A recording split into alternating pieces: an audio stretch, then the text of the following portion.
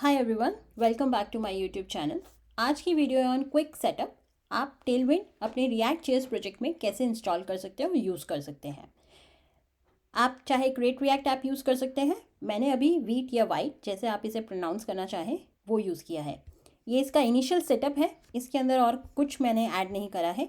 अगर आप ब्राउज़र पे जाके देखेंगे, this is how it comes, just a welcome message. अब टेलविंड CSS क्या है? टेलविंड CSS हमारी यूटिलिटी फर्स्ट CSS फ्रेमवर्क है। मतलब कि ये आपको यूटिलिटी क्लासेस प्रोवाइड करता है। तो हर स्टाइल की, मतलब कि हर स्टाइल प्रॉपर्टी की एक क्लास। तो अगर आपको सिर्फ पैडिंग टॉप चाहिए तो उसके लिए एक क्लास होगी। अगर आपको टेक्स्ट कलर चाहिए तो उसके लिए एक क्लास होगी। अगर आपको बैकग्राउंड कलर चाहिए तो उसके लिए एक क्लास होगी। एंड मोर देन दैट, जो भी हमारी बाकी फंक्शनैलिटी होती है जैसे होवर, फोकस, वो सब भी ये प्रोवाइड करता है। अब अगर आप अपने प्रोजेक्ट में CSS को स्क्रैच से नहीं लिखना चाहते, आप नहीं मेंटेन करना चाहते, तो आप टेलविंड CSS यूज़ कर सकते हैं।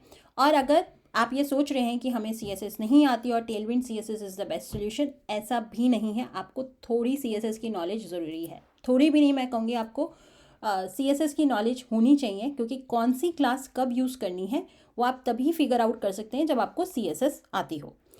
तो अब आगे बढ़ते हैं और देखते हैं इंस्टॉलेशन कैसे करेंगे। तो हम उसके डॉक्स पे जाएंगे। इंस्टॉलेशन पहला ही पेज है उनका, उसमें हम फ्रेमवर्क गाइड्स पे जाएंगे। आपने जो फ्रेमवर्क यूज़ कर रहे हैं आप उस पर क्लिक कर सकते हैं। हम इस वाले पे क्लिक करेंगे। अब यहाँ पे हमने स्टेप 1 जो है क्रिएट योर प्रोजेक्ट, ये कर चुके हैं। और तो हम उस पर नहीं जाएंगे, हम सेकेंड स्टेप पे जाएंगे जो कि कह रहा है इंस्टॉल टेलविंड CSS। तो अब हम अपने प्लस करते हैं, यहाँ पे एक और टर्मिनल ओपन कर लेते हैं, वेट, और कॉपी करते हैं यहाँ पे, सॉरी पेस्ट करते हैं, रन करते हैं। अब जैसे ये कमांड्स रन हो जाएंगी, हमारे पास टेलविंड config.js टेम्पलेट क्रिएट हो जाएगी। नेक्स्ट स्टेप पे जाते हैं, कॉन्फ़िगर योर टेम्पलेट पाथ्स। तो ये हमें कह रहा है कि हमारे टेलविंड config.js में हमें अपने पाथ्स को एडजस्ट करना है। सो मैं क्या करूँगी, इसको पूरे को कॉपी करके यहाँ पे इससे रिप्लेस कर दूँगी। So this is done.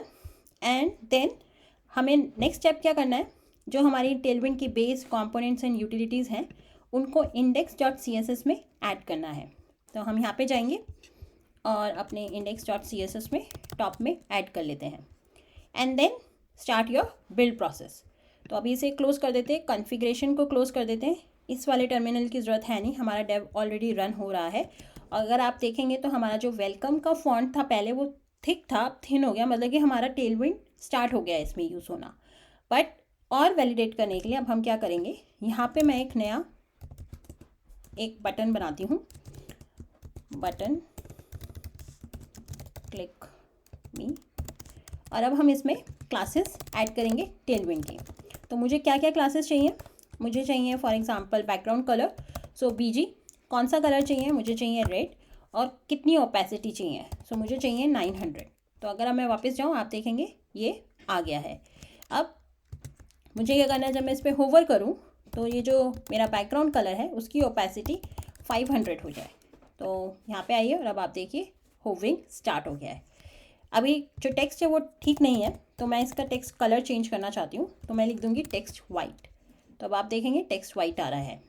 अब पैडिंग इज़ ऑलरेडी देयर, बाकी सब कुछ ठीक चल रहा है एज एक्सपेक्टेड। सो हमें और कुछ करने की ज़रूरत यहाँ पे नहीं है।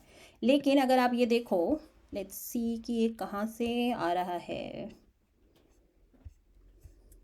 यप, सो अगर आप देखोगे कि काफ़ी स्टाइलिंग यहाँ से आ रही है बटन से, तो मैं इसको क्या करती हूँ, इसको कमेंट आउट कर देती हूँ। अब आप देखेंगे कि हमारी पैडिंग चली गई, लेकिन हमारा जो बैकग्राउंड कलर है, होवर है, टेक्स्ट कलर, वो टेलविंड से ही आ रहा है। तो अब इसमें हमें क्या चाहिए, हमें चाहिए पैडिंग। तो मुझे चाहिए पैडिंग 4, मतलब कि 1 REM। सो ये अब आप देखिए ठीक आ रहा है। अब मुझे क्या चाहिए, इसमें जो बॉर्डर है वो राउंडेड चाहिए। लेकिन ये सब मुझे पता कैसे चल रहा है, क्योंकि ये क्लासेस तो मुझे याद हैं। फॉर यू आपको क्या करना होगा, इनकी डॉक्यूमेंटेशन में आना होगा। जैसे कि मुझे चाहिए बॉर्डर रेडियस, तो मैं बॉर्डर रेडियस पे जाऊँगी और ये रही इनकी classes, rounded, rounded medium, rounded large, extra large, ये सब। और ये सारी इनकी वैल्यूज़ हैं। तो मैं लार्ज ले लेती हूँ।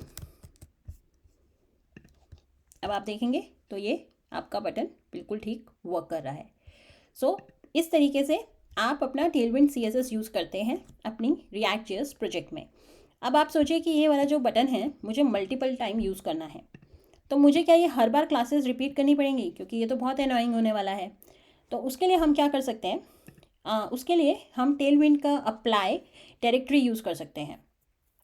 वो क्या करता है कि आपकी ये जो क्लासेस होती हैं इन्हें ग्रुप कर देते हैं। बट अब हमें ग्रुप क्यों करना है, एक तो मैंने अभी आपको रीज़न बताया कि इतनी सारी क्लासेस हैं। एक चीज़ और मैं आपको दिखाना चाहती हूँ यहाँ पे, कि जब आप इस प्रोजेक्ट को रन कर रहे होंगे तो अगर आप इंस्पेक्ट में आएंगे और अगर आप यहाँ पे आके चेक करेंगे तो हर क्लास में सिर्फ एक ही CSS की प्रॉपर्टी है। मतलब कि BG रेड में अगर आप देखेंगे सिर्फ बैकग्राउंड कलर है, होवर में, होवर को छोड़ देते हैं, टेक्स्ट वाइट में सिर्फ वाइट कलर है।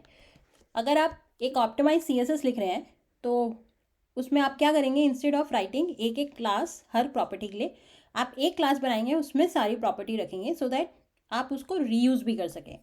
तो अब वो टेलविंड में हम कैसे कर सकते हैं, जैसे अभी मैंने बताया कि उसमें एक अप्लाई डायरेक्टिव होती है, उसको यूज़ करेंगे। तो हम जाते हैं ऐप में, यहाँ पे इंडेक्स में ही रहेंगे। और यहाँ पे हम क्या करेंगे, लेयर कंपोनेंट्स, क्लास का नाम आप जो देना चाहते हैं, और यहाँ पे हम लिखेंगे अप्लाई। और ये जो हमने क्लासेस यहाँ पे जितनी लिखी हैं टेलविंड की, इन सबको कॉपी करेंगे, यहाँ पे पेस्ट कर देंगे। अब इस क्लास को हम पिक करेंगे और यहाँ पे पेस्ट कर देंगे। अब हमें फ्रंट एंड में अपने कोई चेंज नहीं दिखना चाहिए, क्योंकि टेक्निकली सेम ही है। The only change we did is कि अब हमने एक क्लास नेम बना दिया है। तो इंस्टेड ऑफ रिपीटिंग वो 10, 15, 12 क्लास नेम बार बार, आप सीधा क्या कर सकते हैं, ये क्लास नेम को यूज़ कर सकते हैं by using the apply directive. I hope ये वीडियो आपके लिए हेल्पफुल थी। और टेलविंड और सीखने के लिए आपको क्या करना होगा, उनकी डॉक्यूमेंटेशन में जाना होगा और सीधा आपको सर्च करना होगा जो भी आप प्रॉपर्टी यूज़ करना चाहते हैं। जैसे कि अगर मैं आपको बैकग्राउंड का भी एग्जांपल दूं, तो मुझे चाहिए बैकग्राउंड कलर, तो हम जाते हैं यहाँ पे और ये सारे कलर्स आपके पास अवेलेबल हैं। These are the class name, property background, colour का नाम और उसकी ओपेसिटी। और अगर आप इधर देखेंगे तो कैसे यूज़ करनी है वो भी उन्होंने यहाँ पे मेंशन कर रखा है। सो ओपेसिटी चेंज करना, ये सब तो आप उनकी डॉक्यूमेंटेशन पे जाके सर्च कर सकते हैं जो प्रॉपर्टी आपको यूज़ करनी है अपने प्रोजेक्ट में। Okay, thank you so much for watching my video. I hope ये हेल्पफुल थी। Please share in your friends and share with your friends and network. See you next time.